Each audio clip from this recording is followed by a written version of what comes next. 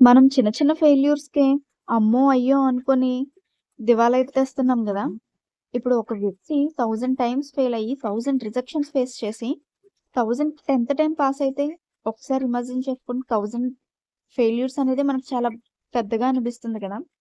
కానీ అన్ని rejections face చేసి, ఈరోజు ఒక బ్రాండ్ అంబాసిడర్‌గా నిలిచిన వ్యక్తి కేఎఫ్‌సీ ఓనర్ కొలోనల్ శాండర్. మీకు తెలిసే ఉండుంటుంది కదా! మన కేఎఫ్‌సీ అనగానే మనకి ఆ బ్రాండ్‌లోనే కనిపిస్తారాయన. ఆయన ఎన్ని రిజెక్షన్స్ ఫేస్ చేసినా గివ్ అప్ ఇవ్వలేదు. ఆయన 75 వచ్చే వరకు కూడా ఆయన అంత హార్డ్ వర్క్ చేస్తే, మనం ఆఫ్టర్ ఆల్ 20, 30 ఇయర్స్‌లో ఉన్నప్పుడు చేయడానికి ఏంటి ఇబ్బంది? ఫెయిల్యూర్స్ అనేది కామన్. ఫెయిల్యూర్ లేని సక్సెసే లేదు. ఒక్క శాండ్రన్ స్టోరీయే కాదు. ఇంకా ఎంతోమంది ఇన్‌స్పిరేషనల్ స్టోరీస్ మన ముందైతే ఉన్నాయి. నేనైతే ఒకటే చెప్తాను. మీరు చేసేది ఏ వర్క్ అయినా సరే అందులో తప్పు లేనప్పుడు ఎటువంటి ఇబ్బంది లేదు. Work on it. Age factor కాదు. కన్సిస్టెన్సీ